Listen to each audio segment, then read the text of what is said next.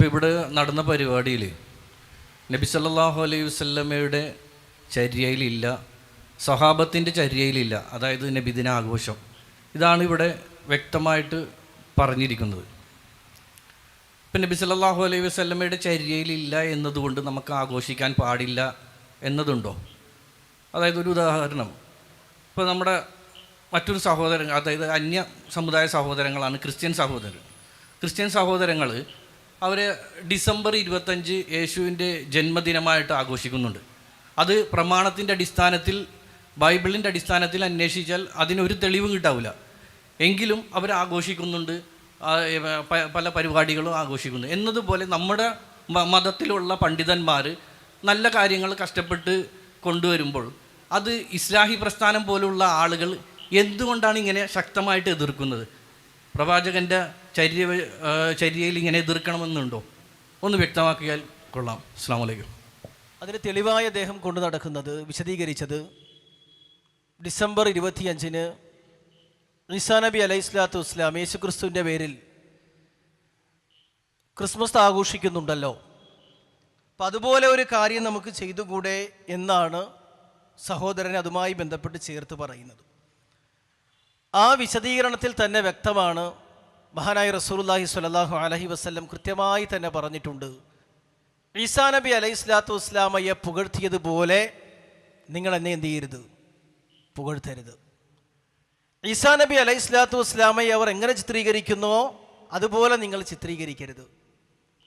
ഇത്തുറാ നടത്താൻ പാടില്ല എന്ന് കൃത്യമായി പ്രവാചകൻ പറയുന്നത് ഈസാ നബിയെ ചേർത്തിട്ടാണ്. അപ്പം നാം മനസ്സിലാക്കേണ്ടത് അതൊരിക്കലും ഇതിനോട് ചേർത്ത് പറയാൻ പറ്റുന്ന ഉദാഹരണമല്ല. കാരണം ഈസാ നബി അലൈഹി സ്വലാത്തു വസ്സലാമയെ പുകഴ്ത്തുന്നത് പോലെ നിങ്ങൾ എന്നെ പുകഴ്ത്തരുത് എന്ന് ഹബീബായി റസൂലുള്ളാഹി സ്വല്ലല്ലാഹു അലൈഹി വസല്ലം പഠിപ്പിക്കുകയാണ്. പിന്നെ നല്ലതാണ് എന്ന് പറഞ്ഞുകൊണ്ട് ഇല്ലാത്തൊരു കാര്യം നല്ല നീയത്തിൽ, നല്ല വിചാരത്തിൽ ചെയ്യാൻ പറ്റുമോ എന്നുള്ളതാണ് രണ്ടാമത്തെ പ്രശ്നം. ഞാൻ എൻ്റെ ആമുഖ പ്രഭാഷണത്തിൽ ഇതുമായി ബന്ധപ്പെട്ട് 4 കാര്യങ്ങൾ സൂചിപ്പിച്ചിരുന്നു. അതിലൊന്ന്, ഇമാം ബുഖാരി റഹ്മത്തുള്ളാഹി അലൈഹി ഉദ്ധരിക്കുന്ന 5063 ഹദീസ്, അനസ് ബിൻ മാലിക് റളിയല്ലാഹു അൻഹു റിപ്പോർട്ട് ചെയ്യുകയാണ്. പ്രവാചക ഭാര്യമാരുടെ ജീവിതം പഠിക്കാൻ വേണ്ടി 3 ആളുകൾ പ്രവാചക ഭാര്യമാരെ സമീപിച്ച് ചോദിക്കുന്ന സംഭവം ഇവിടെ വിശദീകരിച്ചു കഴിഞ്ഞു. എന്തായിരുന്നു പ്രവാചകന്റെ ജീവിതം? അവർ പറഞ്ഞു, പ്രവാചകന്റെ ജീവിതം ഖുർആനാണ്. അപ്പം ഇവർക്ക് തോന്നി അത് കുറച്ചല്ലേ ഉള്ളൂ, അപ്പം നല്ലതാണ് എന്ന് കരുതിയിട്ട് ഒരാൾ പറയാണ്, ഞാൻ രാത്രി മുഴുവനും ഉസല്ലിയൽ ലൈല അബദ, എല്ലാ രാത്രിയും നിരന്തരമായി ഞാൻ നമസ്കരിക്കും. രണ്ടാമത്തെ ആൾ പറഞ്ഞു, വഅതസിലു നിസാ, ഞാൻ വിവാഹം ഒഴിവാക്കി എപ്പോഴും ഇബാദത്തിൽ ഒരു സന്യാസ ജീവിതം പോലെ ഞാൻ നയിച്ച് മുന്നോട്ട് പോകും. മറ്റൊരാൾ പറഞ്ഞു, ഞാൻ എല്ലാ ദിവസവും നോമ്പ് പിടിക്കും. നോക്കൂ, നോമ്പ് പിടിക്കുമെന്നാണ് പറഞ്ഞത്, നമസ്കരിക്കുമെന്നതാണ് പറഞ്ഞത്, വിവാഹിതനാവാതെ ഇബാദത്ത് ചെയ്യുമെന്നാണ് പറഞ്ഞത്. നല്ലതല്ലേ? നല്ലതാണ്. ആർക്കാണ് നമസ്കാരം തെറ്റെന്ന് പറയാൻ കഴിയുക? ആർക്കാണ് നോമ്പ് തെറ്റെന്ന് പറയാൻ കഴിയുക? ആർക്കാണ് വിവാഹിതനാവാതെ ഇബാദത്തിൽ ദിക്റും സ്വലാത്തും ഖുർആനോത്തും കേട്ടിങ്ങനെ ജീവിക്കുന്നത് തെറ്റാണെന്ന് പറയാൻ കഴിയുക?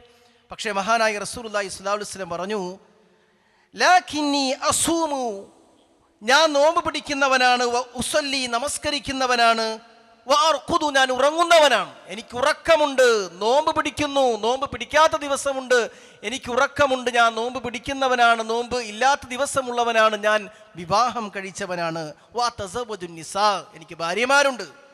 ഫമൻ റഗിബ അൻ സുന്നതി ഫലൈസ മിന്നി, എൻ്റെ ചര്യയോട് വിയോജിപ്പ് കാണിക്കുന്നവൻ എന്നിൽപ്പെട്ടവനല്ല. ഇവിടെ പറഞ്ഞതുപോലെ നബിദിനല്ലേ, നല്ലതല്ലേ?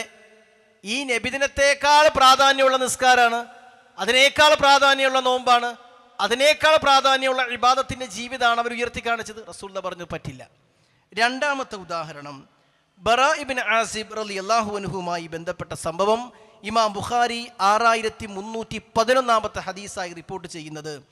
ഖാല ലി റസൂലുള്ളാഹി സ്വല്ലല്ലാഹു അലൈഹി വസല്ലം, പ്രവാചകൻ അദ്ദേഹത്തിന് പ്രാർത്ഥന പഠിപ്പിച്ചു കൊടുക്കുകയാണ്. നീ നിന്റെ കിടപ്പറയിൽ എത്തിയാൽ ഇപ്രകാരം പ്രാർത്ഥിക്കണം, ഫതവല്ല, ഒളുവെടുക്കണം, നിസ്കാരത്തിന് വേണ്ടി ഒളുവെടുക്കുന്ന പോലെ ഒളുവെടുത്ത ശേഷം അല്ലാഹുമ്മ അസ്ലംതു നഫ്സി ഇലൈക എന്നുള്ള ദുആ പഠിപ്പിച്ച് അത് ചൊല്ലി പറയുമ്പോൾ നബീകല്ലദി അർസൽത എന്നതിന് പകരം റസൂലക്കല്ലദി അർസൽത, ആമന്തു ബികിതാബിക്കല്ലദി അൻസൽത വനബീകല്ലദി അർസൽത എന്നാണ് അതിൻ്റെ യഥാർത്ഥ പരാമർശം. പക്ഷേ ബറാഇബ്നു ആസിബ് റളിയല്ലാഹുവിന്റെ ആ റിപ്പോർട്ടിൽ കാണാൻ കഴിയും, ഈ നബി കല്ലദി അർസൽതക്ക് പകരം റസൂലക്കല്ലദി എന്ന് ചൊല്ലി. റസൂൽ പറഞ്ഞു, ഇല്ല, നബിയാണോ റസൂലാണോ നല്ല പദം? റസൂൽ എന്ന പദമാണ് നല്ല പദം. റസൂൽ പറഞ്ഞു, ഇല്ല, വേണ്ട.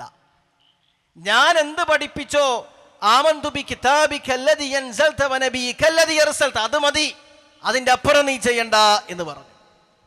മൂന്നാമത് വിശദീകരിച്ചത്, പ്രിയപ്പെട്ട സുഹൃത്തുക്കളെ, പള്ളിയിൽ, കൂഫയിലെ പള്ളിയിലെ ആളുകൾ ഒരുമിച്ച് കൂടിയിട്ട് റഅയ്തു ഫിൽ മസ്ജിദി ഖൗമൻ ഹൽകൻ ജുലൂസൻ യന്തളിറുന സ്വലാ ഫി കുല്ലി ഹൽകത്തിൻ റജുലുൻ എന്ന് പറഞ്ഞിട്ട് ഇമാം ദാരിമി അദ്ദേഹത്തിൻ്റെ സുലുദ്ധരിക്കുന്ന ദീർഘമായൊരു സംഭവമാണ്. പള്ളിയിൽ കൂടിയിട്ട് സുബ്ഹാനല്ലാഹ്, അൽഹംദുലില്ലാഹ്, അല്ലാഹു അക്ബർ. ആർക്കെങ്കിലും അഭിപ്രായ വ്യത്യാസം ഉണ്ടോ? സുബ്ഹാനല്ലാഹ് ശരിയല്ല, അൽഹംദുലില്ലാഹ് ശരിയല്ല, അല്ലാഹു അക്ബർ ശരിയല്ല, ലാ ഇലാഹ ഇല്ല ശരിയല്ല എന്ന് പറയുന്ന ആരെങ്കിലും ഉണ്ടോ? പക്ഷെ പള്ളിയിൽ കൂടിയിട്ട് ഇങ്ങനെ സബ്ബിഹു മിഅ കബ്ബിറു മിഅ ഹല്ലിലു മിഅ എന്ന് പറഞ്ഞ 100 തവണ എണ്ണിയ ആളുകളോടാണ് അബ്ദുല്ലാഹി ബിൻ മസ്ഊദ് റളിയല്ലാഹു അൻഹു അബൂ മൂസ അശ്അരി റളിയല്ലാഹു അൻഹു കൂടി പറയുന്നത്, പൊയ്ക്കോ, ഇറങ്ങിപ്പോകൂ എന്ന് പറയുന്നത് ആരോടാണ്? സുബ്ഹാനല്ലാഹ്, അൽഹംദുലില്ലാഹ്, അല്ലാഹു അക്ബർ എന്ന് ചൊല്ലിയവരോടാണ്. ഇങ്ങനെ ഒരുപാട് ഉദാഹരണം കാണാൻ കഴിയും. അതുകൊണ്ട് പ്രവാചകന്റെ കാലത്ത് എന്തൊക്കെയാണോ ദീൻ, അതിന്നും ദീനാണ്. അന്ന് ദീനല്ലാത്ത ഒന്നും ഇന്ന് എന്തല്ല? ദീനല്ല. റസൂലുള്ളാഹി സ്വല്ലല്ലാഹു അലൈഹി വസല്ലമയുടെ കാലഘട്ടത്തിൽ ഇതുപോലെ ആഘോഷങ്ങൾ കണ്ടപ്പോൾ സ്വഹാബത്തിന് അതിന് പകരമായി ആഘോഷം ഉണ്ടാകാൻ ആഗ്രഹിച്ചിരുന്നു. അവരോടാ പറഞ്ഞത്, ഇതിന് പകരമാണ് ഈദുൽ ഫിത്തറും ഈദുൽ അദ്ഹയും. അപ്പം നല്ലതാണ് എന്ന് കരുതിയിട്ട് ഇല്ലാത്തത് ചെയ്യാൻ ഇസ്ലാമിക പ്രമാണങ്ങൾ അനുവദിക്കുന്നില്ല എന്ന് വളരെ വ്യക്തമായി ഹദീസുകൾ കൊണ്ട്, ചരിത്രങ്ങൾ കൊണ്ട് നമുക്ക് സ്ഥാപിക്കാൻ കഴിയും. അതുകൊണ്ടാണ് ഈ വിഷയത്തിൽ മുജാഹിദ് പ്രസ്ഥാനം ഇങ്ങനെ ഒരു നിലപാട് സ്വീകരിക്കുകയും ഇതിൽ തീഷ്ണമായ ഒരു നിലപാടുമായി മുന്നോട്ട് പോവുകയും ചെയ്യുന്നത്. അള്ളാഹു അനുഗ്രഹിക്കട്ടെ. അസ്സലാമു അലൈക്കും വറഹ്മത്തുള്ളാഹി വബറകാതുഹു.